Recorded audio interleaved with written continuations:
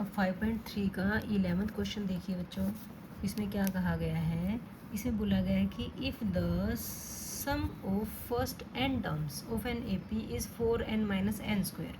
यहाँ पे आपको फर्स्ट एन टर्म्स का सम दे रखा है, मतलब एस एन दे रखा है, कितना 4n माइनस एन स्क्वायर। ठीक है, क्या बोला गया है, what is the first term जो कि S1 भी होती है, what is the sum of first two terms, दो टर्म्स का सम मतलब S2 निकालना है, what is the second term मतलब सेकंड टर्म A2 निकालनी है, similarly find the third term, तीसरी टर्म निकालनी है, 10th टर्म निकालनी है और nth टर्म निकालनी है। ठीक है, तो देखो SN आपको दे रखा है और फर्स्ट टर्म पूछा था और ब्रैकेट में खुद ही लिख दिया S1 मीन्स देखो S1 का मतलब पहली टर्म का सम, जब सम तो एक से ज़्यादा चीज़ होंगी तभी तो सम होगा ना, अगर 1 ही है तो उसका सम नहीं, वो एज इट इज़ वही टर्म आ जाएगी ना।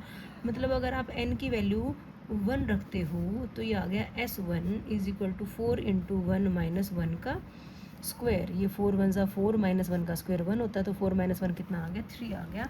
तो जो S1 हमारे से पूछा गया था वो 3 आ गया। अब पूछा what is the sum of first two terms, तो टू टर्म्स का सम निकालना है तो n की वैल्यू क्या कर देते हैं हम, 2 रख देते हैं, तो n की जगह 2 रखा, ये आ गया 4 इंटू 2 माइनस 2 का स्क्वायर। 4 2 ज़ा कितना 8 और 2 का स्क्वायर 4, 8 माइनस 4 कितना आ गया, 4 आ गया। सम ऑफ फर्स्ट टू टर्म्स पूछा था इसने, तो सम ऑफ फर्स्ट टू टर्म्स भी हमारे पास ये आ गया। अब इसमें पूछा what is the second term. अब ध्यान से देखो जो S1 है, अब देखो आप S1 का मतलब तो फर्स्ट टर्म ही हुई जो कि कितनी है, 3 है।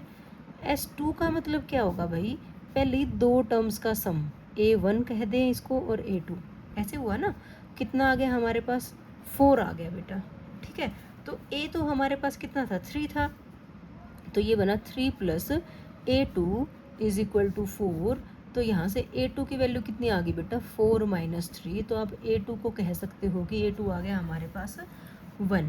ठीक है, तो अगर हम AP सीरीज़ की बात करें तो उसमें फर्स्ट टर्म तो 3 है, सेकंड टर्म 1 है, इस ढंग से आती जाएगी हमारे पास AP सीरीज़।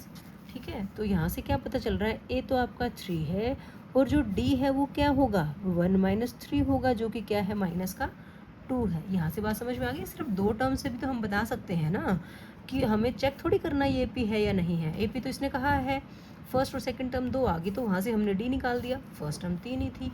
अब देखो क्या पूछा गया था, what is the second term, जो हम सेकंड टर्म तो हम निकाल ही चुके हैं, 1 है। ठीक है, सम ऑफ फर्स्ट टू टर्म से ही हमने निकाल दिया ना सेकंड टर्म भी।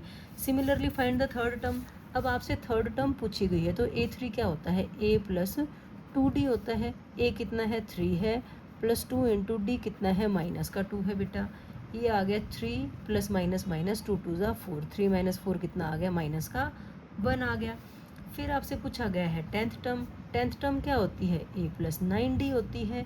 A आपका 3 है, प्लस 9 इंटू डी कितना, माइनस का 2 है, तो ये बना प्लस माइनस माइनस 9 2 ज़ा 18, 3 माइनस 18, बताओ 18 में से 3 गया 15, और साइन बड़े नंबर का तो माइनस का 15 आ गया।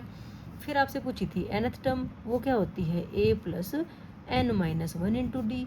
देखो बेटा A आपका 3 है, n तो n ही रखना पड़ेगा, और d कितना है, माइनस का 2 है बेटा।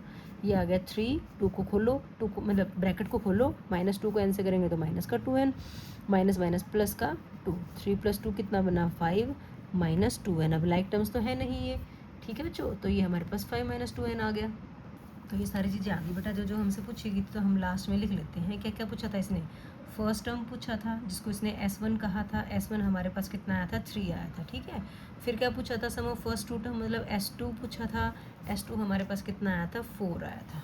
ठीक है, सेकेंड टर्म पूछा था मतलब A2 हमारे पास कितना आया था, 1 आया था। ठीक है, फिर पूछा था थर्ड टर्म कितनी आई है हमारे पास, माइनस का 1 आई है।